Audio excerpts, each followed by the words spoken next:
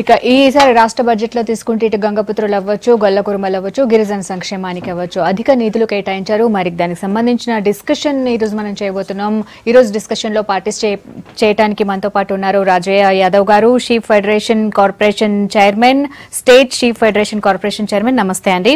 And Mallayya గారు, తెలంగాణ గంగపుత్ర సంఘం founder and president. నమస్తే అండి. అండ్ సంజీవ్ నాయక్ గారు, గిరిజన రిజర్వేషన్ సాధన సమితి చైర్మన్. సరే, ఓవరాల్ గా చూసుకుంటే ఈ బడ్జెట్ మీకు ఎలా అనిపించిందండి? అంటే బడ్జెట్ ఎవరైనా ప్రవేశపెడతారు,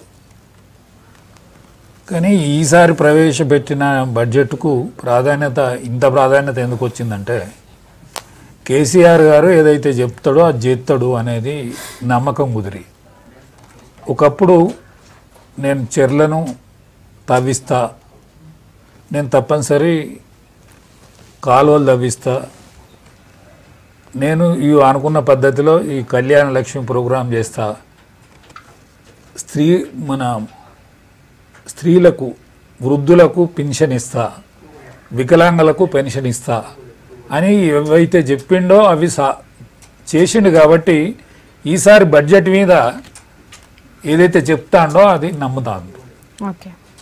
సో ఇక అన్నిటికంటే ఏంటంటే బడుగు బలహీన వర్గాలకు, పేద వర్గాలకు, ఇప్పుడు యాదవులు అనే అంశము, కుర్మలనే అంశము ఎవరు కూడా మాట్లాడకపోయేది. వాళ్ళు ఈ భూమి మీదనే పుట్టిర్రు, ఇక్కడనే పెరిగిన్రు, కానీ వాళ్ళ గురించి ఏ ప్రభుత్వం కూడా ఇప్పటి వరకు మాట్లాడక ఫస్ట్ టైం ఈయన మాట్లాడడమే కాక బడ్జెట్లో కేటాయించడమే కాక మొన్న ఇప్పటి వరకు 400 కోట్లు ఇవ్వడం జరిగింది. 400 కోట్లు ఇవ్వడం జరిగింది. ఇప్పుడు 4000 కుటుంబాలకు ఇవ్వాలనేటువంటి ఆలోచన ఉంది. ఇదివరకు ఇచ్చింది 20% సబ్సిడీతో ఇవ్వడం జరిగింది. ఇప్పుడు ఇచ్చేది 75% సబ్సిడీతో ఇవ్వడం జరుగుతుంది. అందుకనే నిజంగా ఆ వర్గాలు తప్పనిసరి ఆశాజనకంగా ఉంటాయి. ఓకే, ఫస్ట్ టైం చేపల పంపిణీకి మనం లాస్ట్ టైం కూడా చూసాం, వర్షాలు పడగానే చేపలన్నీ తీసుకొచ్చి అన్నిట్లో మంత్రులు, నియోజకవర్గ ఎమ్మెల్యేలు వేసారు. ఇంకా భారీ ప్రోత్సాహకాలు ఇస్తున్నారు. దీన్ని మీరేమంటారు? ఇప్పుడు ముఖ్యంగా తెలంగాణ గంగపుత్ర సంఘం తరపున మరి రాష్ట్రం ఉన్నటువంటి గంగపుత్రులు, మత్స్యకారులందరూ గతంలో ఉమ్మడి రాష్ట్రంలో కానీ ఎప్పుడు కూడా స్వతంత్రం వచ్చినప్పటి నుంచి కూడా ఒక అసెంబ్లీ సాక్షిగా చేపల పెంపకం పైన, గంగపుత్రుల వృత్తి పైన, మత్స్యకారుల జీవనోపాధి పైన అనగరంగాలుగా ప్రసంగించినటువంటి ముఖ్యమంత్రి గారిని గతంలో మేము ఎప్పుడు చూడలేదు.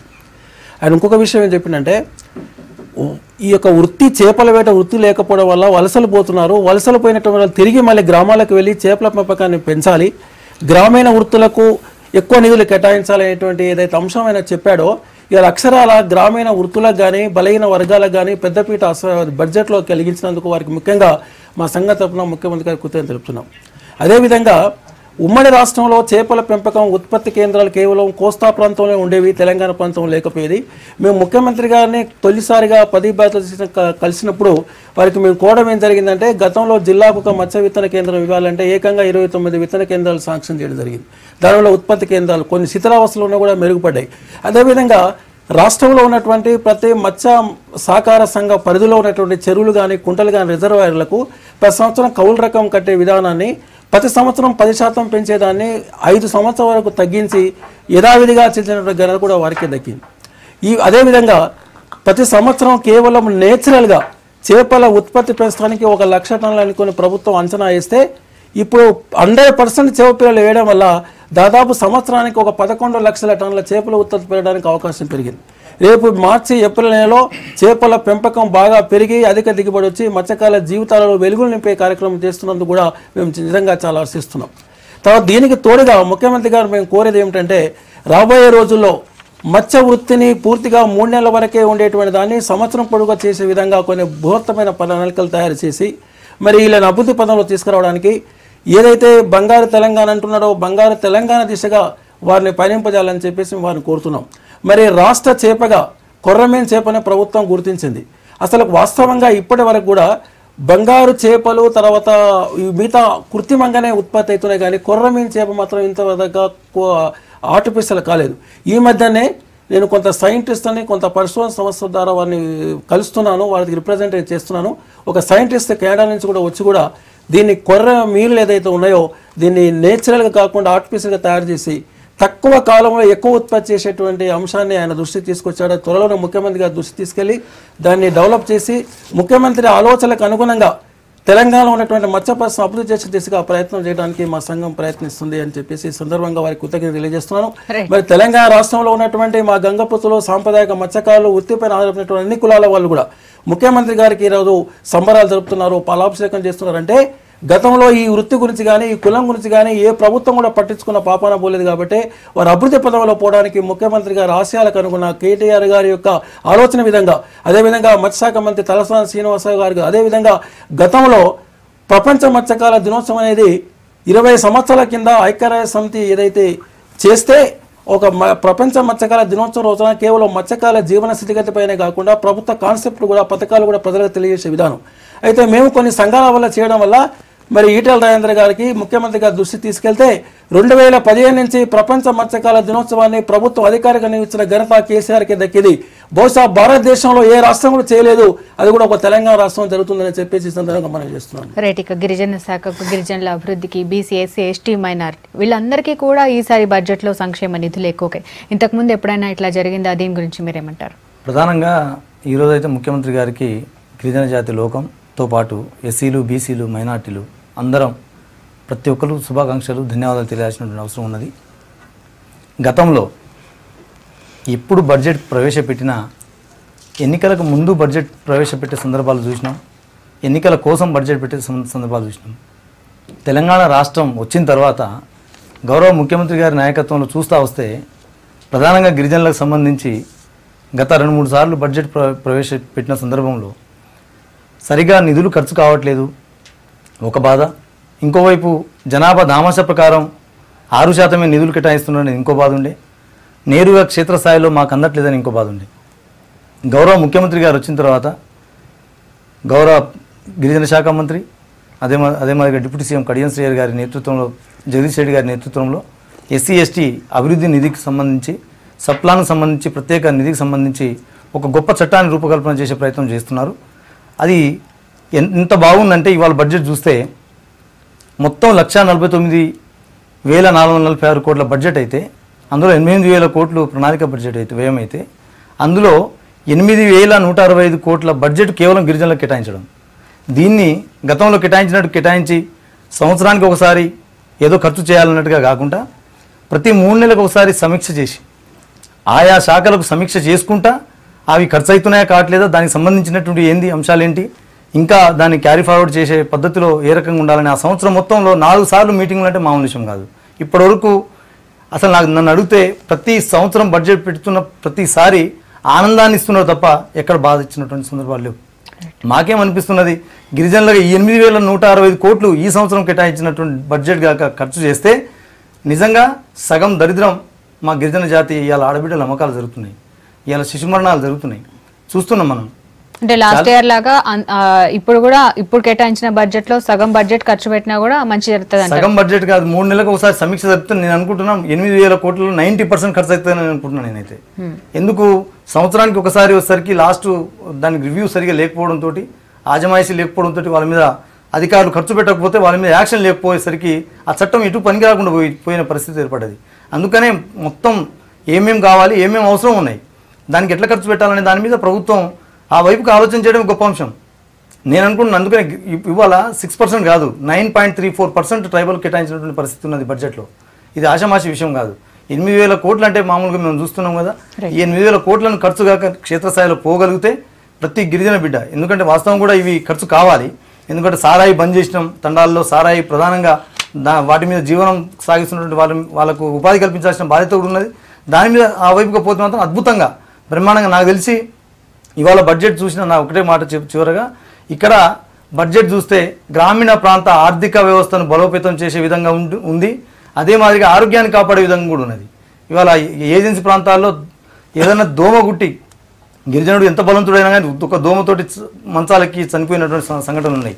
ఇవాళ బడ్జెట్లో చూస్తే కడుపు ప్రెగ్నెన్సీ ఉన్నటువంటి మహిళకు కూడా ఒక భరోసాని ఇస్తూ కూలి నాలి పోతే కానీ డబ్బులు రాని పరిస్థితుల్లో ఇవాళ మహిళలు ఉంటారు. 7 నెలల 8 నెలల తర్వాత ఒక దుర్భరమైనటువంటి పరిస్థితికి కడుపులో బిడ్డ ఉంటూ ఆమె పనికి పోవడం, రకరకాల అనారోగ్య సమస్యలు ఎదుర్కొంటున్నటువంటి ఈ పరిస్థితుల్లో వారికి హాస్పిటల్లో అడ్మిట్ అయితే 4,000 రూపాయలు 3 విడతలుగా ఇవ్వడం అంటే మామూలు విషయం కాదు ఇది. కాబట్టి ఇది ఖచ్చితంగా అద్భుతమైనటువంటి సంక్షేమానికి సంబంధించి సకల జనుల సంక్షేమానికి సంబంధించిన బడ్జెట్గా మేమైతే అనుకుంటా ఉన్నాం. గిరిజనులుగా సంతోషం వ్యక్తం చేస్తా ఉన్నాం. రైట్. ఇక గొల్ల కుర్మల విషయానికి వస్తే భారీగా నిధులు కేటాయించారు. ఇప్పటివరకు మీ కుల వృత్తుల్లో ఎంతమంది ఉండొచ్చు అంటారు? అండ్ ఇంత ఎక్కువగా గొర్రెల్ని అందిస్తే ఒకవేళ అవి నిజంగా పెరిగి పెద్దగా అభివృద్ధి చెందితే కనుక ఎలా ఉండబోతుంది ఫ్యూచర్లో గొల్ల పరిశ్రమ? ఇప్పటికే ఎవరు మాకు సహాయం చేసినా చేయకున్నా మా కులం ఇవాళ ఫైనాన్షియల్గా పర్వాలేదు గ్రామాలలో. ఇప్పుడు కేసీఆర్ గారు అందించేటువంటి ఫలం ఏదైతున్నదో అది మామూలు విషయం కాదు. 83 లక్షల గొర్రెలను ఇవ్వాలని అనుకుంటా ఉన్నది. 4 లక్షల కుటుంబాలకు 4 లక్షల కుటుంబాలకు 83 లక్షల గొర్రెలను అందించాలని 75% సబ్సిడీతోటి. మొన్నటి కనుక 400 కోట్లు 20% సబ్సిడీతో ఇవ్వడం జరిగింది. మేము కొద్దిగా అడుగుదామని ధైర్యం చేసేందుకు వెనక ముందు ఆడిన నేనే. ఎందుకంటే నేను ఆ శాఖకు చైర్మన్గా ఉన్నా కాబట్టి అన్న ఇది కొంచెం 40 చేస్తే మంచుకుండు అని నేను అడిగిన. అవు దాన్ని వేరే తిరిగా చేస్తామని ఆయన 75% సబ్సిడీతోనే ఇవ్వడం జరుగుతూ ఉన్నది. అంటే ఒక 20 గొర్రెలు ఒక గొర్రె పోతూ. అది ఈ రాష్ట్రం నుంచి కాదు, అంటే పక్క రాష్ట్రాల నుంచి, అంటే మన దగ్గర బతికేటట్టుగా వాటికి పైలాన్ గ్రాస్ ఏదైతే ఉన్నదో ఆ గ్రాస్ ద్వారా చాలా మంచిగా వెంటనే అది బతికే అంటే పెరుగుతుంది. ఆ గ్రాస్ తింటే చాలా బ్రహ్మాండంగా ఉంటుంది. అయితే దాంతో మాకు ఆర్థికంగా పరిపుష్టి జరుగుతుంది. కాబట్టి ఈ గొర్రెకు దొరికేది ఏంటంటే మాంసం ప్లస్ చర్మం ప్లస్ మన ఎరువు 3 గొర్రెల నుంచి లభిస్తుంది. కాబట్టి ఈ గొర్రెలను కాసేటువంటి జీవితము ఒక బ్రహ్మాండమైన జీవితంగా తయారవుతుంది. వాళ్ళ పిల్లలు కూడా మంచిగా చదువుకునే అవకాశం ఉన్నది. వాళ్ళ పిల్లలు కూడా పైకి వచ్చే అవకాశం ఉన్నది. దీని మీద సైంటిఫిక్ ఆలోచన కూడా చేయాలనేటువంటిది ఆలోచన ఉన్నది కేసీఆర్ గారికి. అంటే ఇవాళ గొర్రెల మన కోళ్ళ ఫారాలు ఎట్లయితే ఉన్నాయో గొర్రెల ఫారాలు కూడా రేపు రాబోయే రోజులలో ఆలోచన చేయాలనేటువంటి లక్ష్యం ఉన్నది. ఎందుకంటే ఆధునిక సాంకేతిక పరిజ్ఞానాన్ని ఉపయోగించి బేబ్కాక్ లాంటి సంస్థ మన ఇక్కడ పుట్టిన యాదవే దాన్ని కనుగొన్నాడు. అట్లనే దీన్ని కూడా ఇవాళ సూర్యమండలానికి చంద్రమండలానికి పోయినానే అంగారగ్రహం పోతా ఉన్నాడు కదా. అట్లనే ఈ గొర్రెలను కూడా ఆధునీకరించి రేపు రాబోయే రోజులలో మంచి ఫామ్స్లలో పెంచేటువంటి ఆలోచన కూడా ఇవాళ కేసీఆర్ గారు చేయడం జరుగుతూ ఉంది. అంటే మా జనాభాకు తగ్గట్టుగా, అంటే రేపు ఒక యాదవ్ పిల్లాడు బుల్లెట్ వేసుకొని మన భార్యను కూర్చుండబెట్టుకొని గొర్రెల ఫారం దగ్గర పోయేంత స్థితి నిర్మాణం అవుతుందని నాకున్న అభిప్రాయం.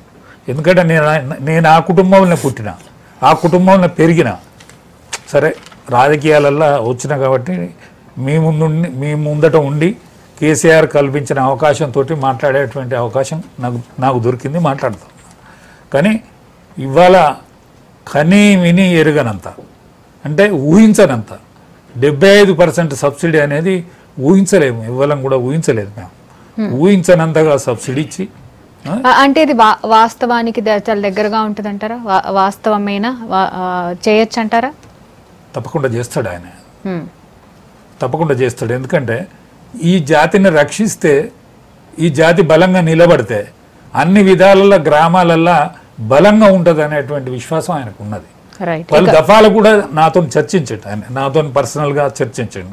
ఈ జాతి బలంగా ఉంటే, గ్రామాలలో బలంగా ఉంటే భూమి ఉంటుంది, వీళ్ళకు పశువు ఈ సంతతి ఉంటుంది, గొర్రెలు ఉంటాయి. ఈ గొర్రెలతోనే అన్ని విధాలు కూడా డెవలప్ అవుతారు. ఆడమోగ కూడా పనిచేసుకునేటువంటి జాతి, నీతి నిజాయితీకి మారుపేరైన జాతి. అందుకనే ఈ జాతిని రక్షించాలి, తద్వారా వీళ్ళు డెవలప్ కావాలనేటువంటి ఆలోచన 100% ఆయనకు ఉన్నది. 100% మేము డెవలప్ అవుతామనే ఆకాంక్ష నాకుంది. రైట్. చాలా సందర్భాల్లో ఆయన కూడా అన్నారు, సీఎం కేసీఆర్ గారు కూడా అన్నారు, అంటే చేపల పులుసు అని. మన తెలంగాణకు ఐకాన్ కూడా చెప్పారు చేపల పులుసు అని. కేవలం చేపల్ని పంపిణీ చేయడం మాత్రమే కాదు, అవి పెరిగి పెద్దయి చాలా అంటే పొద్దు నుండి సాయంత్రం వరకు అలా దాంట్లో ఉన్నా కూడా ఒక్కొక్కసారి ఒక్క చేప కూడా పడని పరిస్థితులు మేము కూడా చేసినాం ప్రోగ్రాంలు. అందుకే అంటే రేపు పొద్దున అంటే అవి పెరిగి పెద్ద ఎటువంటి జాగ్రత్తలు తీసుకోబోతున్నారు ఈ విషయంలో? అయితే మేడం, ముఖ్యమంత్రి గారి ఆలోచన విధానం ఏమిటంటే చేపల పెంపకాన్ని ప్రతి చెరువు, ప్రతి కుంట, ప్రతి చెక్ డ్యాము, ప్రతి నీళ్లు ఎక్కడ వస్తుంటే అక్కడ చేపల పెంపకం అనేటువంటి ఆలోచన విధానానికి అనుగుణంగానే రాష్ట్రంలో ఉన్నటువంటి గంగపుత్రులు కానీ మత్స్యకారులకు 40 లక్షల మంది వృత్తిపై ఆధారపడి, దాంట్లో కూడా ఇద్దరు ఉన్నట్టున్నారు కదా గంగపుత్రులు ఇంకో కులం వాళ్ళు. అయితే వీళ్ళందరూ వృత్తి చేస్తున్నారు. అయితే ఈ ముఖ్యమంత్రి గారి ఆలోచన విధానం ఏమిటంటే మీరు అన్నట్టు ఈ మధ్యన 100% చేప పిల్లల సబ్సిడీ అయితే మంజూరు చేసిన తర్వాత గ్రామీణ ప్రాంతాలలో చేప పిల్లలు పోసినటువంటి సందర్భంలో హరితాహారం లాగా ప్రతి శాసనసభ్యుడు, ప్రతి పార్లమెంట్ సభ్యుడు, మంత్రితోని కార్యక్రమాలు చేసాం. ప్రజలలో బాగా అవగాహన వచ్చింది. అయితే చేపలు పట్టేటప్పుడు కొన్ని సమస్యలు వస్తాయి. ఏ విధంగా వస్తాయంటే చేపల పెంపకం పెట్టేటప్పుడు కొన్ని ఊళ్ళో ఉన్నటువంటి కొంతమంది వీళ్ళు కొన్ని ఇబ్బందులు కలిగిస్తారు. కాబట్టి దీనికి మేము కూడా వాచ్ అండ్ వార్డ్ ఉంటారు, మా వాళ్ళు కావలి కాస్తుంటారు, చేపలను పెంచడానికి ప్రయత్నం చేస్తారు, కొన్ని ఇబ్బందులు వస్తుంటారు. అయితే చేపలు పట్టే సమయానికి మత్స్యశాఖ ద్వారా చేపలు పట్టే అనుమతి పత్రం అని ఫిషింగ్ రైట్స్ జారీ చేస్తుంది మేడం. కొన్ని సొసైటీలకు అటువంటి పత్రాలు జారీ చేయకూడనే కొంతమంది చేపలు పడుతుంటారు, కొన్ని అక్రమంగా, అన్యాయంగా, దౌర్జన్యంగా. అటువంటి వాళ్ళందరినీ కంట్రోల్ చేయాలంటే తెలంగాణ ఫిషరీస్ యాక్ట్ ఒకటి ఏర్పాటు చేయాలని చెప్పేసి ముఖ్యమంత్రి గారిని కోరుతున్నాం. ఎందుకంటే ఒక యాక్ట్ ఉంటే తప్పకుండా వీళ్ళకి న్యాయం జరుగుతుంది, కొన్ని సమస్యలు పరిష్కారం అవుతాయి. ఇక రెండో అంశం ఏమిటంటే మధ్య దళాలను తొలగించాలంటే ముఖ్యమంత్రి గారు కానీ, మత్స్యశాఖ మంత్రి గారు కానీ, వివిధ మంత్రుల సందర్భాల్లో చాలామంది మాట్లాడుతున్నారు. అయితే మధ్య దళాలు తొలగిపోవాలంటే దీనికి ఒక ప్రధాన కారణం ఒకటే మేడం, బడ్జెట్ నుంచి నిధులు కేటాయించకపోయినా మాకు పర్వాలేదు, కానీ ఎక్కడైతే ఏ గ్రామంలో మత్స్య సహకార సంఘం ఉంటుందో ఆ సంఘ పరిధిలో ఉన్నటువంటి జాతీయ బ్యాంక్ కానీ, కోఆపరేటివ్ బ్యాంక్స్ కానీ రైతులకు ఎట్లా రుణాలు ఇస్తున్నారో మా వాళ్ళు కూడా 10 లక్షల నుంచి 50 లక్షల వరకు రుణాలు ఇచ్చినట్లయితే ఆ డబ్బుతోని గవర్నమెంట్ ఇచ్చినటువంటి 100% సబ్సిడీతోని చేపలు పెంచుకోవడానికి ఎక్కువ అవకాశాలు ఉంటాయి. మీకున్న సంఘాలకు 10 లక్షల నుంచి 50 లక్షల వరకు బ్యాంకుల ద్వారా ప్రభుత్వం హామీ ఇస్తే ఆ బ్యాంకులే ముందుకు వస్తాయి. ఇప్పటి వరకే మేము Telangana cooperative central bank chairman K Ravindra Rao గారితో సంప్రదించాం, కేటీఆర్ గారితో సంప్రదించాం. ఈ విషయంలో ముఖ్యమంత్రి గారితో మాట్లాడి త్వరలోనే దీన్ని సాల్వ్ చేస్తామని కూడా హామీ ఇవ్వడం జరిగింది. అదేవిధంగా ముఖ్యమంత్రి గారు ఒకవేళ ప్రభుత్వాలకు ఒక హామీ ఇస్తే బ్యాంకులు ఇవ్వడానికి ముందున్నాయి. ఈ మధ్యదళాల వ్యవస్థ పూర్తిగా తొలగిపోవడానికి అవకాశం ఉంది. మరి ముఖ్యమంత్రి గారు అసెంబ్లీలో కూడా చెప్పాడు, మధ్యదళాలను తొలగించి ఎవరైతే మత్స్యకారులు ఉన్నారో, వృత్తిపై ఆధారపడిన వాళ్ళు ఈ సంవత్సరానికి 5,000 కోట్ల రూపాయల ఆదాయాన్ని పెంచడానికి దీనికి రానుపోని ఖర్చులు పోను మిగతాది కూడా మత్స్యకారు కుటుంబాలకే లాభం కలిసే విధంగా చేస్తామని చెప్పినటువంటి వాస్తవం. ముఖ్యమంత్రి గారు ఏదైనా మాట అంటే మాత్రం 100% నమ్మకం మాకుంది. తప్పకుండా ఆ దిశగా. సంజీవ్ నాయక్ గారు, ఏదైనా బడ్జెట్ రాగానే ఫస్ట్ విమర్శించేటోళ్ళని చూసినాం ఫస్ట్, కానీ ఇప్పుడు సంబరాలు చేసుకుంటారు, జనాలు సంబరాలు చేసుకుంటారు, ఎట్లా చూడొచ్చు అంటారు దీన్ని? ఖచ్చితంగా చెప్తున్నాం కదా, ఇందాక చెప్పినట్టు ఓట్ల కోసం కాదు, ప్రజల సంక్షేమం కోసం. ఏదైతే తెలంగాణ ఆకాంక్ష, తెలంగాణ ఉద్యమంలో ఇచ్చినటువంటి మాటలు, అప్పుడు సకల జనుల సమ్మెలో అన్ని కులవృత్తులు మనం చూసుకున్నాం. ఎవరు వేషం వాళ్ళు వేసుకొని ఆ ఉద్యమానికి పాల్గొనడం, ఎవరైనా సరే ఎక్కడ కూడా ఇండ్లలో కూర్చోకుండా వారి పిలుపును అందరు తీసుకొని ఆనాడే గ్రహించినటువంటి విషయం. సమైక్య పాలనలో ఎంత కుట్ర జరుగుతుంది, మన ఆచార వ్యవహారాలు ఎంత ఆగమైపోతున్నాయి, మన జీవన స్థితిగతులు ఏంటి, దాని మీద స్టడీ చేసినటువంటి వారు. కాబట్టి వారు ఏదో ఒకటి చేయాలనే తప్ప నాకు అనిపిస్తుంది రాజకీయం కోసం అయితే ఈ బడ్జెట్ అవసరం లేదు. కరెక్ట్గా సంవత్సరం ముందు లేదా ఎలక్షన్ ముందు, ఒక బడ్జెట్ ముందు ఏదో మనం గతంలో చాలా సందర్భాలు వచ్చినాం. నేను 20-21 సంవత్సరాల నుంచి ఉద్యమాలు ఉన్నా. ఎప్పుడన్నా సంవత్సరం ముందు, ఎలక్షన్ల ముందు బడ్జెట్ చూసినాం, కానీ ప్రతి సంవత్సరం దానికి ఇంకా కొత్త నూతనంగా జోడించి ఇంకా అద్భుతంగా. ఎవరు మాట్లాడండి ఇవాళ కమ్మరి కుమ్మరి వడ్డంగి గురించి, ఇవాళ సాకలి గురించి ఎవరు మాట్లాడినారు, ఇవాళ నాయ బ్రాహ్మణుల గురించి ఎవరు మాట్లాడినారు, అసెంబ్లీలో వాళ్ళ గురించి, వాళ్ళ కులవృత్తులకు సంబంధించి చేనేతల గురించి ఇవాళ మనం చూస్తున్నాం ఎంత దారుణం ఉందో. ఇవాళ గిరిజనుల పరిస్థితి చూస్తున్నాం. ఎవరి కులానికి ఏం కావాలి, వాళ్ళ ఆర్థికంగా ఏ రకంగా బలోపేతం కావాలనే దాని మీదనే దృష్టి ఉన్నట్టు కనిపిస్తున్నది తప్ప ఇంకోటి లేదనేది మాత్రం స్పష్టం చేయదలుచుకున్నాను. ఇప్పుడు ఇన్ని లక్షల గొర్రెలు అంత మార్కెట్ ఉంటుంది అంటారా మనకి? ఇప్పుడు ప్రస్తుతం గొల్లకుర్మలకు ఎంత ఆదాయం వస్తుంది అంటారు? ఇప్పుడు ప్రస్తుతం రోజు 300 లారీలు రాజస్థాన్, మహారాష్ట్ర, మన చుట్టూ రాష్ట్రాల నుంచి హైదరాబాద్కు వస్తున్నాయి. 300 లారీల గొర్రెలు వస్తున్నాయి కటింగ్ కోసం. మిగతా జిల్లాలల్లో ఇంకొక 200 వస్తున్నాయి. అంటే రోజు 500 లారీల గొర్రెలు కటింగ్ కోసం వస్తున్నాయి. ఓకే. కాబట్టి ఆ ఎక్స్పోర్ట్ ఎక్కడి నుంచి అయితే వస్తుందో దాన్ని మనం అధిగమించాలనేది ఓకే. ముఖ్యమంత్రి గారి ఆలోచన. ఈ రాష్ట్రంలో స్వరాష్ట్రంలో ఇక్కడనే అభివృద్ధి చెంది ఇక్కడనే ఈ జాతిలో వీళ్ళు డెవలప్ అయ్యి గొర్రెలను పెంచుకొని ఇక్కడ స్వయం సమృద్ధి సాధించాలి.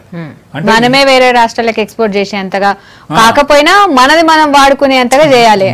మనం వాడుకుండే కాదు, మనం ఇతర రాష్ట్రాలకు కాదు ఇతర దేశాలకు కూడా ఎక్స్పోర్ట్ చేయాలనే ఒక టార్గెట్ ఉంది.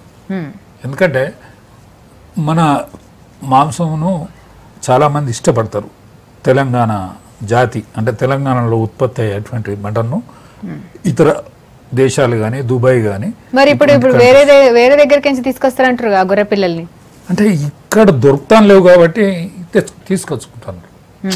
ఒక హైదరాబాద్ ఒక్క డిమాండ్నే మనం తట్టుకుంటలేము. ఓన్లీ హైదరాబాద్ డిమాండ్నే మనం తట్టుకుంటలేము. ఇంకా ఇతర జిల్లాలు కూడా ఉన్నాయి. కాబట్టి రోజు ఒక 500 లారీలు మన దగ్గరికి దిగుమతి అవుతాయి ఇతర రాష్ట్రాల నుండి. అందుకనే ఆ దిగుమతిని అధిగమించాలి. అంటే అధిగమించాలి అనుకుంటే మొట్టమొదటి ఇక్కడ ఉన్న గొర్రెలు పెరగాలి.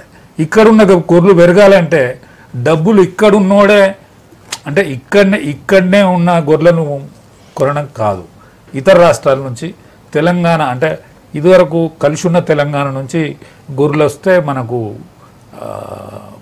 ఇక్కడ బతికేటువంటి అవకాశం ఉంటుంది. అంటే ఇదివరకు కలిసి ఉన్న తెలంగాణ అంటే ఇప్పుడు బీదరు పర్బిని ఇవన్నీ ఉన్నాయి కదా ఈ జిల్లాలు మన దగ్గర నుంచి విడిపోయిన జిల్లాలు. దాని తర్వాత అనుకూలంగా ఉంటుంది ఈ వాతావరణం అనుకూలంగా ఉంటుంది. పోతే బొడిపి జాతి అని ఉంటుంది నెల్లూరు గుంటూరు. ఆ బొడిపి జాతి కూడా మన దగ్గర మంచిగా బతుకుతుంది. ఇప్పుడు ఆ బొడిపి జాతిని కూడా తీసుకురావాలని అందుకనే దీని మీద ఆషామాషి కాకుండా మేము టెండర్ కాల్ఫర్ చేస్తాను, జోకు మీద కాల్ఫర్ చేస్తాను. అయితే దీనికి ఒక సిస్టంలో చేయాలని అవినీతికి కొంచెం కూడా ఆస్కారం ఇవ్వకూడదని ప్రతి ఒక్కరికి కూడా 20 గొర్రెలు ఒక గొర్రెపొడేలు చెందాలని ఈ విధంగా ఆలోచన చేయడం జరుగుతూ ఉంది. ఖచ్చితంగా మేము అమలు చేసి తీరుతాం. రైట్. మీరు చెప్పండి మల్లయ్య గారు, మార్కెటింగ్ చాలా పెద్ద సమస్య చేపల విషయంలో. నేను చూసినంటే అక్కడక్కడ పోయి దగ్గరలోనే పోయి అమ్ముకొచ్చుకున్నాడు దొరికిన చేపల కాడికి అట్లుంటుంది. ఇప్పుడు ఇది ప్రభుత్వమే సబ్సిడీ చేస్తుంది కాబట్టి ఎట్లా మీరు దీన్ని అంటే ఎవరికి ఎంత వస్తే అంతనా లేదంటే ఎట్లుంటుంది మార్కెటింగ్ ప్రాసెస్ ఎట్లా చేయాలనుకుంటున్నారు దీన్ని? మార్కెట్ ప్రాసెసింగ్ ఇప్పుడు ఆల్రెడీ ప్రభుత్వం గ్రామీణ ప్రాంతాలలో ఇప్పుడు గ్రామ పంచాయతీ పరిధిలో కానీ మున్సిపాలిటీ పరిధిలో కానీ మండల కేంద్రాలలో 100% సబ్సిడీతోటి చేపల మార్కెట్ కేంద్రాలు ఏర్పడేదని కూడా ప్రభుత్వం నిర్ణయించింది. అయితే ఒక భూమిని మాత్రం అక్కడ వీళ్ళు ప్రయత్నం చేసుకోవాలి, కొనుగోలు చేస్తే మార్కెట్లు ఏర్పడేది. అయితే ఈ జంట నగరాలలో ఉన్నటువంటి పరిస్థితి ఎలా ఉంది మేడం అంటే స్త్రీలు ఆదివారం వస్తే ఈ రోడ్ల పొంట చేపలు అమ్ముకునేటువంటి పరిస్థితి చాలా దీనాస్థితిలో ఉంది. దాదాపు జంట నగరాలు కానీ రంగారెడ్డి సబ్ ఏరియాలో ఉన్నటువంటి ఒక 10,000 మంది స్త్రీలు చేపలు అమ్ముకోవడం సైకిల్ మీద. వీళ్ళ మీద కొన్ని పోలీసు వేధింపులు కొన్ని ఇతర వేధింపులు ఉన్నాయి. దీనికి పకడ్బందీగా దీనికి రక్షణ చర్యలు చేపట్టాలంటే మత్స్యశాఖ ద్వారా ఒక ఐడెంటిటీ కార్డు ఇష్యూ చేయాలని చెప్పేసి గతంలో పెట్టుకోవడానికి అవకాశం ఉంటుంది. తర్వాత ఇంకా రెండో అంశం ఏంటంటే ఇప్పుడు ఈ మధ్యన ముఖ్యమంత్రి గారు గత సంవత్సరం వారసుగూడ ఏరియాలో పర్యటించినప్పుడు మాంసం దుకాణాలు చేపల దుకాణాలు ఇక్కడ అన్ని పర్యటించినప్పుడు ఇది కంపుతో కూలినటువంటి వ్యవహారం ఉంది కాబట్టి వీళ్ళకి లేటెస్ట్ టెక్నాలజీ తోటి చేపల మార్కెట్లు కూడా ఏర్పాటు చేయాలని చెప్పి ఆ సందర్భంగా చెప్పడం జరిగింది. అయితే మేము గౌరవ ముఖ్యమంత్రి గారు కోరేది ఏమిటంటే జంట నగరాల్లో కానీ జిల్లా హెడ్ క్వార్టర్లో కానీ మండల హెడ్ క్వార్టర్లో కానీ కొన్ని లేటెస్ట్ టెక్నాలజీతో గ్లాసెస్ తాగా ఒక మార్కెట్ ఫెసిలిటీస్ పెట్టినట్లయితే ఎంతోమంది యువకులు కూడా వాళ్ళకు నిరుద్యోగ సమస్య పరిష్కారం అయితే చేపల ఉత్పత్తి పెరుగుతుంది. అయితే దీంట్లో 2 అంశాలు ఉన్నాయి మేడం. మార్నింగ్ ఏంటంటే చేపలు రొయ్యలు అమ్ముకోవడానికి ఒకటి పెట్టాలి, ఈవినింగ్ ఏమో అదే ఈవినింగ్ మళ్ళీ క్యాంటీన్ సిస్టమ్ లాగా అంటే ఇప్పుడు చేపల ఫ్రై అని ఇటువంటివన్నీ చాలామంది తినడానికి అవకాశం ఉంది. మహిళలు కూడా మా వాళ్ళు చాలామంది ఈ చేపల క్యాంటీన్ పులుసు చేయడం కూడా చాలా నిష్ణాతులు ఉన్నారు. అటువంటి వాళ్ళు కూడా ఉపాధి అవకాశం కలిగిస్తుంది. కాబట్టి ఈ మార్కెట్ వ్యవస్థ అభివృద్ధిలోనికి రావాలంటే దళారు వ్యవస్థ తొలగిపోవాలి మేడం. దళారు వ్యవస్థ తొలగిపోవాలంటే ప్రతి వ్యక్తి ఇందులో నిమగ్నం అయితే చేపల ఉత్పత్తి కోసం ప్రభుత్వం ఎంతైతే చర్యలు చేపడుతుందో దానికి తగ్గట్టుగా రాష్ట్రంలో ఉన్నటువంటి మత్స్యకారులకు కూడా మేము అదే 10 సంఘాలలో జిల్లా కేంద్రాలకు వెళుతున్నప్పుడు కూడా మేము చెప్పడం జరుగుతుందంటే దేశం మొత్తంలో కూడా మనకు సముద్ర తీరం లేకపోయినా మైదాన ప్రాంతంలో ఉన్నటువంటి చెరువులు కుంటలు ఏవైతే ఉన్నాయో దీని విధంగా మొట్టమొదటి ఉత్పత్తిగా రాష్ట్రాన్ని తీసుకురావాలని చెప్పేసి ఆలోచిస్తాం. చెరువులు కుంటలు ఎందుకంటే ఇప్పుడు కృష్ణా గోదావరి నుంచి నీళ్లు వస్తున్నాయి. అదే ఇంకో అంశం సార్, మూడో అంశం వస్తున్నాయి. మూడో అంశం ఏంటంటే మనకున్నటువంటి గొప్ప వరం ఏంటంటే మిషన్ కాకతీయ కింద చెరువుల పునరుద్ధరణ కార్యక్రమంలో 46,000 చెరువులు ఉంటే ఇప్పుడు ఫస్ట్ ఫేజ్ సెకండ్ ఫేజ్లో దాదాపు 17,000 చెరువులు కనుక పునరుద్ధరించారు. వాటిని అన్నింటినీ కూడా మనకు తోడుగా వర్షాలు కూడా బాగా పడుతున్నాయి కాబట్టి చేపల ఇప్పుడు ఎండాకాలం చేపలు పడతాం, మళ్ళీ నెక్స్ట్ కూడా వస్తాయి కదా, ప్రతి సంవత్సరం ఉంటుంది సైక్లింగ్ లాగా అనమాట.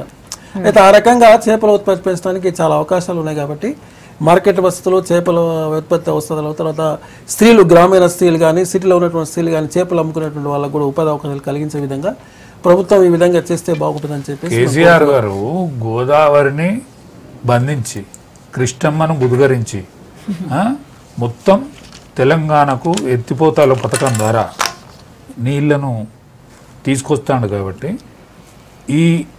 ఈ భూమి, ఈ దక్కన్ పీఠభూమి సస్యశ్యామలంగానే ఉంటుంది, సస్యశ్యామలంగానే ఉంటుంది తప్ప మన తూర్పుగోదావరి జిల్లాను తలపింపజేస్తుంది ఈ ప్రాంతం. కాబట్టి దీనికి ఎన్నడూ కూడా ఇక దోకా లేదు.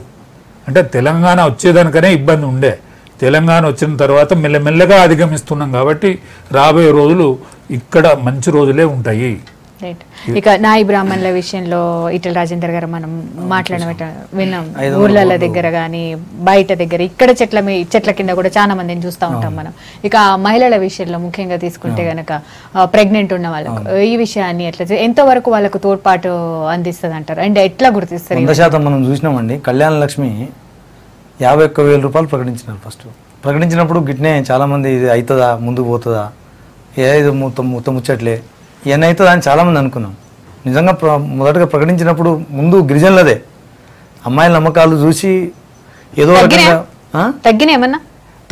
తగ్గుడు అంటే పెళ్లికి ధైర్యంగా ఒక పెద్దన్న పాత్ర పోషిస్తూ 51,000 రూపాయలు వచ్చినట్టు మామూలు విషయం కాదు. పెళ్లి ఖర్చులు, పెళ్లి కూడా వెళ్ళిపోతుంది. 51,000 రూపాయలు అంటే ఇవి పెద్ద ఆడంబరం అవసరం లేదు. అమ్మాయిలను అమ్ముకొని లేదా వేరే వాళ్ళకి ఇచ్చేసి దీనికంటే అమ్మాయి పెద్ద అయ్యేదానికి ఇప్పుడు అందుకనే కదా 51,000 రూపాయలు వరకట్నంగా కాకుండా పెద్దన్నగా వారు ఇస్తున్నటువంటి ఇది అనుకోవచ్చు.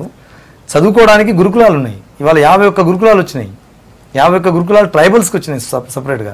అంటే వాళ్ళు చదువుకోవడానికి హాస్టల్ వేసేసి డిగ్రీ లేదా పీజీ అయిపోయిన తర్వాత వస్తే ఉద్యోగాలు లేదా పెళ్లి చేసి పంపించాలనుకున్నప్పుడు కనీసం అవి తోడ్పాటును అందిస్తున్నాయి. తగ్గినాయంటే తగ్గినాయి. ఇప్పుడు ఈ మధ్యకాలంలో చూసుకుంటే సంవత్సరంలో కొంచెం తగ్గినాయి, కానీ ఇంకా కొంచెం గణనీయమైనటువంటి మార్పులు తేవాల్సిన అవసరం ఉన్నది. అది దీన్ని బట్టి మాకేమనిపిస్తుంది, మహిళలకైతే నిజంగా ఎండాకాలం ఇక ఇంట్లో ఆలు మొగలు ఇద్దరు పని చేయకపోతే కుటుంబం గడవని పరిస్థితి ఉంది. ఇది వాస్తవం. గ్రామీణ ప్రాంతాల్లో ఈ వ్యవస్థ ఉన్నది, ఇప్పటికి ఉన్నది. ఇక ప్రెగ్నెంట్ ఉన్న మహిళ 8 నిండు చూలు కూడా 8 నెలలు కంప్లీట్ అయిపోయిన మహిళ కూడా పనిచేస్తుంటుంది. మనం చూస్తుంటే మనంతా గ్రామీణ ప్రాంతాలకు దగ్గరలో ఉన్నాం కాబట్టి. అంటే ఒక్కొక్కసారి అబార్షన్స్ అవుతుంది, ప్రాణం మీదకి వస్తుంది, తల్లి ప్రాణానికి కూడా గండం వచ్చే అవకాశం ఉంది. ఇప్పుడు ఎంత గొప్ప ఇదంటే ఇప్పుడు ఈ 51,000 75,000 చేయడం ఒక ఎత్తు. తర్వాత గర్భిణీ స్త్రీలకు ఆరోగ్యంగా బిడ్డ తల్లి క్షేమంగా ఉండాలనే ఉద్దేశంతో పంపించడం అనేది 4,000 రూపాయలు ప్రకటించినారు. ఫస్ట్ 4,000, సెకండ్ 4,000, థర్డ్ 4,000 అని, అంటే 12,000 రూపాయలు. ఒకవేళ అమ్మాయి పుడితే ఇంకో 1,000 రూపాయలు అదనమని, అంటే మొత్తం ఇది అమలే. ఇప్పుడు కేసీఆర్ మాట్లాడిన మాట ఎన్నడూ కూడా వెనుక తీసుకోలేదు, అమలు కాకలేదు. అంటే చూస్తున్నాం కదా, అవుతున్నాయి కాబట్టి ఇది కూడా అవుతుందని ఒక ఆశ, నమ్మకం. ఏంటంటే ఆయన మాట్లాడింది ఇప్పటి వరకు అమలు కాకుండా ఏది లేదు. ఇబ్బంది పెడితే ఆగిన ఏమన్నా ఉంటే ఉండొచ్చు కానీ తప్ప ఆయన మాట్లాడింది ఇప్పటి వరకు ఆగింది లేదు. కాబట్టి ఇప్పుడు మాట్లాడిన విషయాలు నమ్మాల్సిన వత్తాన్ని మీతో ఉండేది. ఈ డబ్బులు ఖర్చు అవుతాయా కావా అనేది మాత్రం ఉండే, ఇది చాలా క్లియర్. దానికోసమే అందరూ ఎస్టీ శాసనసభ్యులు, ఎమ్మెల్సీలు, ఎంపీలు, ఎస్సీ శాసనసభ్యులు, ఎమ్మెల్సీలు, ఎంపీలు వీళ్ళతో ఒక కమిటీ వేసినారు. కమిటీ వేసి ఈ డబ్బులకు సంబంధించి మీరే దీన్ని మొత్తం ఏమేమి కావాలనో మీరు ముందు పెట్టండి అని. అంటే ఇంత అవకాశం ఇవ్వడం అనేది నిజంగా గతంలో కిరణ్ కుమార్ రెడ్డి గారిని మేము కలిసి నేను హంగర్ స్ట్రైక్ చేసిన, సప్లాను మాకు మా వాటా కావాలని మేము హంగర్ స్ట్రైక్ చేసిన నేను ఇందిరా పార్క్ కాడ. దాని తర్వాత అందరు ఎత్తుకున్నారు, తర్వాత సప్లాన్కు ఒక చట్టం తెచ్చినారు, అదే విషయం. అయితే ఇప్పుడు ఇవన్నీ అవసరం లేదు, మీరు ఏం కావాలో మీరు కోరుకోండి. అంటే క్షేత్రస్థాయిలో మీ గిరిజన జాతి ఆర్థికంగా మీ తండాలు గూడాలు అభివృద్ధి చెందాలంటే చెంచుపెంటలు అన్నీ అభివృద్ధి చెందాలంటే ఏం కావాలి, ఏమేం చేస్తే ఇంకా డెవలప్ అవుతుంది, ఒకేసారి రేపే మొత్తం జరిగిపోతుందని కూడా మనం అనుకోం. ఈ డబ్బులు ఖర్చు అయ్యే విధంగా చూస్తే మాత్రం నిజంగా చెప్తున్నా ఇది హిస్టారికల్, దాంట్లో డౌటే లేదు. 8,000 కోట్ల రూపాయలు కేటాయించినటువంటి దీంట్లో 90% డబ్బులు, అందుకనే 3 నెలలకు ఒకసారి అసెంబ్లీలో కూడా ప్రస్తావిస్తామంటున్నారు. అంటే 3 నెలలకు ఒకసారి ఇంత, దీనికి 4 డివైడ్ చేస్తే బై 4 డివైడ్ చేస్తే 2,000 చిల్లర ప్రతి 3 నెలలకు ఒకసారి లెక్కలు చెప్పాలి. దీన్ని ఖర్చు చేసినా లేదా, పోయిందా లేదా. గతంలో ఇట్లా లేకుండేనండి. ఫిబ్రవరిలో తీస్తారు, మార్చి ఫైనాన్స్ ఇయర్ బడ్జెట్ కాగానే ఖతం పోతుంది. 5,000 కోట్లు ఒక నెలలో ఎట్లా ఖర్చు అవుతుందండి? కానీ కనీసం మానిటరింగ్ లేదు. ఆ డబ్బులు ఖర్చు పెట్టకపోతే దాని మీద ప్రధానంగా ఎస్సీ ఎస్టీలు అండి. ఇక్కడ ఈ గ్రామీణ ప్రాంతాల్లో తెలంగాణలో దట్టు ఎస్సీ ఎస్టీల జనాభా ఇక్కడ అధికంగా ఉన్నది. ఇక్కడ ప్రజల సంక్షేమం, ఎస్సీ ఎస్టీల సంక్షేమాన్ని దృష్టిలో పెట్టుకొని, అయితే ఎస్సీ ఎస్టీలతో పాటు మనం ఎంబీసీలకు చూసినాం. ఇవాళ ఇప్పుడు యాదవ్స్, గౌడ్స్ వీళ్ళకి సంబంధించి ఒక భాగం అయితే, కింది కులాలు, సంచార జాతులు, వీళ్ళ గురించి కూడా ఆలోచించడం అంటే ఇది నాటే జోక్. అందరినీ వాళ్ళ కోసం కూడా 1000 కోట్లు కేటాయించారు. నాయ బ్రాహ్మణులు ముద్ర వాళ్ళకి సంబంధించి 500 కోట్లు కేటాయించడం జరిగింది.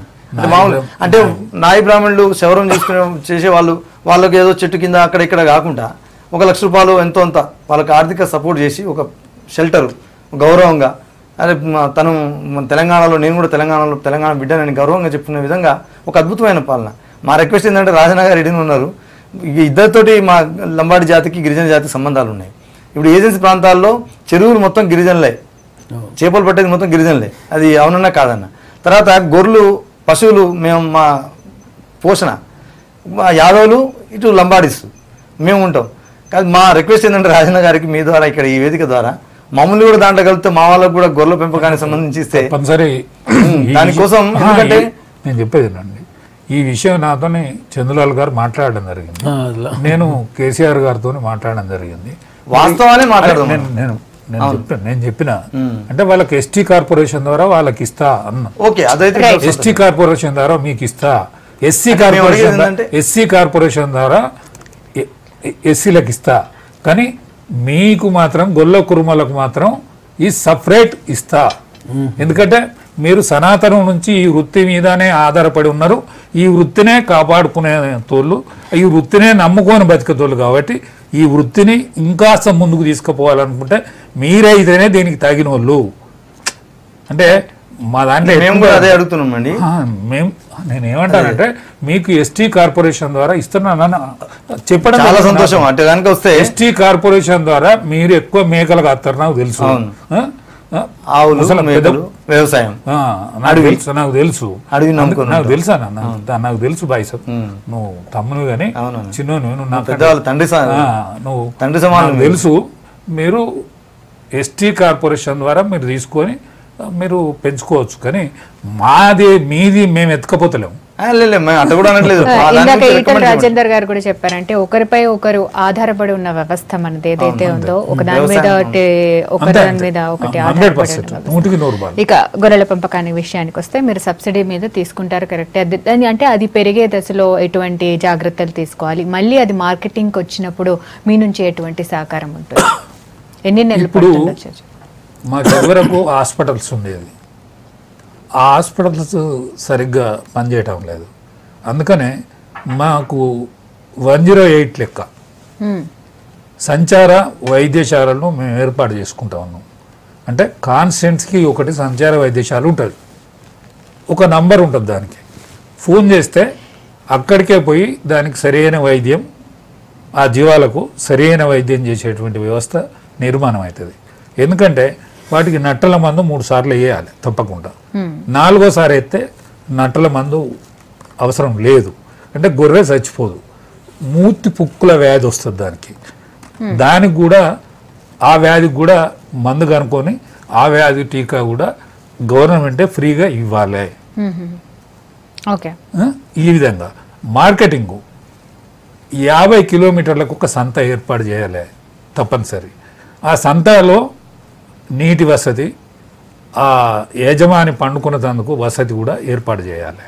ఇవన్నీ కూడా జాగ్రత్తలు తీసుకుంటా ఉన్నాం, పలు జాగ్రత్తలు తీసుకుంటా ఉన్నాం. ఎందుకంటే పైలాన్ గ్రాస్ తోటి పెంచి దీన్ని ముందడి తీసుకుపోవాలనేటువంటి ఒక బృహత్ కార్యం తీసుకున్నాం కాబట్టి ప్రతి స్టెప్ లో కూడా అదే విధంగా ప్రతి స్టెప్ లో కూడా తీసుకోవాలని మార్కెటింగ్ వ్యవస్థ కూడా కొద్దిగా ఇప్పుడు అవి కింద ఇప్పుడు మాకు దాదాపు ఇక్కడ అనేక భూములు ఉన్నాయి. మా భూములను ఆక్రమించండు. మేము ఒక ఆర్డీఓను ఏర్పాటు చేసుకుంటా ఉన్నాం. అనేక భూములను దేనికి? మార్కెటింగ్ కోసం. ఇక్కడ మార్కెట్ ఉన్నది. వాడు ఏం కొత్తాడో తెలియదు, ఏమి ఇస్తాడో తెలియదు, వాళ్ళ లోపల కూడా పోనీయరు. అందుకనే మేము వాటిని కూడా దాన్ని పర్మనెంట్గా చేయాలనేటువంటి ఉద్దేశం ఉన్నది. మార్కెటింగ్ వ్యవస్థ కూడా పటిష్టంగా చేయాలని, ఎక్కడైనా కడి చేస్తే కూడా దానికి షాప్ విధానం కూడా ఉండాలి. ఇప్పుడు బాయ్సాబ్ చెప్పిన విధానం ఏదైతే ఉన్నదో అది కింద పెట్టి వాడు కోసిస్తాడు. కింద పెట్టి కోసిస్తే సూక్ష్మజీవులతోటి రోగాలు వస్తాయి. అందుకనే ఇంత హైట్ ఉండాలి. దాన్ని కూడా ఏర్పాటు చేయాలనేటువంటి పలు జాగ్రత్తలు తీసుకుంటా ఉన్నాం. మా కార్పొరేషన్కు మా కాళ్ళ మీద మేము నిలబడే అంత మేము ఉన్నాం కాబట్టి మా కార్పొరేషన్ ద్వారా మేము ఈ కుల వృత్తులు అన్ని కూడా అంటే కుటుంబం మొత్తం ఇన్వాల్వ్ అయి ఉంటుంది. అందులో ప్రతి కుల వృత్తిలో కూడా కుటుంబం మొత్తం ఇన్వాల్వ్ అయి ఉంటుంది. ఎస్పెషల్లీ మీరు చూసుకున్నా కూడా ఆయన అడికెన్స్ తీసుకురాగానే వాటిని కడగడం చేయడం అంతా ఆడవాళ్ళ పని ఉంటుంది. ఇప్పుడు వీటి వల్ల ఎంత ఆడవాళ్ళు కూడా వాళ్ళ యొక్క ఆర్థిక స్వావలంబన సాధించే దిశ ఉంటుందంటారు? ఉంటుందంటారా? ఏమన్నా దీంట్లో ఛాన్స్ ఉంటుందంటారా? ఇప్పుడు ఎందుకంటే సపోజ్ ఒక చెరువులో చేపలు పెట్టేటప్పుడు మగవాళ్ళు పడితే తీసుకొచ్చి మార్కెట్ పోవాలంటే ఆడవాళ్ళు అమ్ముతారు. దాన్ని కటింగ్ చేసేంత ఆడవాళ్ళే. దీనివల్ల వాళ్ళకు పుష్కలంగా పని దొరకడం జరుగుతుంది. వృత్తి మీద వాళ్ళకు పట్టు ఉంటుంది. ఇప్పుడు సిటీలో కానీ జిల్లాలో కేంద్రాల్లో కానీ ఆడవాళ్ళు గంపలు మోసుకొని చేపలు అమ్ముకుంటుంటే ఇప్పుడు మేము ముఖ్యమంత్రి గారు కోరేది ఏమిటంటే ఒక లేటెస్ట్ టెక్నాలజీ ప్రకారం కొన్ని గ్లాస్ సిస్టమ్ పెట్టి మార్కెట్ వ్యవస్థను కనుక చేసినట్లయితే చాలా బాగుంటుంది. ఇంకా రెండో అంశం మేడం, రాష్ట్ర వ్యాప్తంగా మన రైతు బజార్లు ఉన్నాయి. రైతు బజార్లో కూడా ఫిష్ స్టాల్స్ ఏర్పాటు చేయాలని కూడా మేము గతంలో కొంత కోరాం. దానివల్ల మనకి ఏమవుతుందంటే మాంసం ఎక్కడ దొరుకుతుంది, కూరగాయలు ఎక్కడ దొరుకుతాయి, చేప కూడా ఎక్కడ దొరుకుతుంది అంటే అదొకటి. ఈ మధ్యన చేపలు తినడం వల్ల మనుషులకి ఏంటంటే ఒక పౌష్టికాహారం. ఈ మధ్యన గుండె జబ్బు కూడా రాకుండా దూరం చేస్తున్నటువంటి కొంత సైంటిస్ట్ కూడా చెప్పడం జరిగింది. కాబట్టి చేపలు అందులో కొర్రమీని చేపలు ఏదైతే ఉందో ఇప్పుడు ఇంతకుముందు కేవలం నేచురల్గా వచ్చేది ఇప్పుడు ఆర్టిఫిషియల్ కూడా దానికి పరిశోధన చేసి కొన్ని ప్రయోగాత్మకంగా చేయాలని చెప్పేసి కోరుతున్నాం. ఈ రకంగా ఈ చేపల ఉత్పత్తిని బాగా అధికంగా పెంచినట్లయితే గ్రామీణ వృత్తులతో పాటు మత్స్యకారులతో పాటు ఇతరులు కూడా డెవలప్మెంట్ అయ్యేటువంటి అవకాశం ఉంది మేడం. రైట్. అంటే ఇప్పటి వరకు మనకు అంతరించిపోతున్న చేపల జాతులను ఏమైనా మళ్ళీ చేయబోతున్నారా? అండ్ ఇప్పుడు ఒకవేళ ఇవన్నీ జరిగితే కనుక ఫ్యూచర్ లో మన ఈ మత్స్య పరిశ్రమ ఏ విధంగా ఉండబోతుంది అనుకుంటున్నాను? ఇప్పుడు ఒక ఎగ్జాంపుల్ మేడం, మురకశిర కార్తీ రోజున చేపల మందు ఏదైతే ఇస్తున్నారో మన గౌడు సోదరులు కేవలం కొర్రమేని చేపల ద్వారానే ఇస్తారు. దానివల్ల ప్రతి సంవత్సరం కొర్రమేని చేపలు అంతరించిపోతున్నది. దీనికి తగ్గట్టుగా మేము ఏం చేస్తున్నాం అంటే కొర్రమేని చేప రాష్ట్ర చేపగా ఎప్పుడైతే గవర్నమెంట్ గుర్తించిందో దీని ఉత్పత్తి పెంచడానికి నేచురల్గానే కొన్ని గ్రామీణ ప్రాంతాల్లో చెరువులో ఉన్నటువంటి బురద ప్రాంతంలోనే ఇది పెరుగుతాయి. ఇది కొత్త సైంటిస్టుల ద్వారా కొంత పరిశ్రమ ద్వారా ఇప్పుడు ఈ మరలను కూడా ఒక న్యూ టెక్నాలజీ ద్వారా కల్చర్ తయారు చేసి తక్కువ వ్యవధిలో ఎక్కువ ఉత్పత్తి చేసేటువంటి కార్యక్రమం చేయడానికి ప్రయత్నాలు ప్రభుత్వం ద్వారా తీసుకురావాలని మేము కోరుతున్నాం. రైట్. ఇంకా ప్రత్యేకంగా ఈ కుల వృత్తుల వారికి ఇంత అంటే ప్రయోజనం చేకూర్చడం వల్ల అంటే మళ్ళీ గ్రామాలను పునర్వైభవం తీసుకురావటం కోసమా ఆయా కుల వృత్తుల వారికి అంటే వాళ్ళ కుల వృత్తిని కంటిన్యూ చేస్తూ వాళ్ళు ఆర్థిక స్వావలంబన సాధించే దిశగా ఈ బడ్జెట్ ఉందంటారా? ఖచ్చితంగా అండి, దాంట్లో డౌటే లేదు. మనం గతంలో ఇప్పుడు 60% గ్రామీణ ప్రాంతాలు ఉంటారు. వ్యవసాయం మంచిగా అభివృద్ధిగా ఉంటే సమృద్ధిగా జరిగితే వ్యవసాయం మీద చుట్టూ కౌన్సలి అందరూ కమ్మరి కుమ్మరి 5 సంవత్సరాల వరకు అందరు దాని మీద ఆధారపడి కొత్త తెలంగాణను మనం సందర్శిస్తాం. నేను ఇప్పుడేమనుకుంటున్నా అంటే వీళ్ళందరూ ఆర్థికంగా బాగున్నప్పుడే ఏదేమైనా నాకు తెలిసి గ్రామీణ ఆర్థిక వ్యవస్థ బలోపేతం కాకుండా తెలంగాణ బంగారు తెలంగాణ కాదు. ఇది యథార్థం, ఇది వాస్తవం కూడా. గ్రామీణ ప్రాంతాల్లో ఆర్థిక వ్యవస్థను బలోపేతం చేసే కార్యక్రమానికి ముందడుగు పడిందని నేనైతే భావిస్తున్నా. దాంట్లో డౌటే లేదు. అన్ని కులాలు ఇంకెవరైనా మిగిలిపోతే, ఎవరైనా గుర్తింపు లేని ఏమైనా ఉంటే మిగిలిపోతే కూడా నాకైతే నేను ఇవాళ చూస్తే వాళ్ళు కూడా లేరనిపిస్తుంది. ఒకవేళ అట్లాంటి వాళ్ళు ఉన్నా కానీ వాళ్ళని కూడా దృష్టిలో పెట్టుకునే ఉంటుందని నేను అనుకుంటున్నా.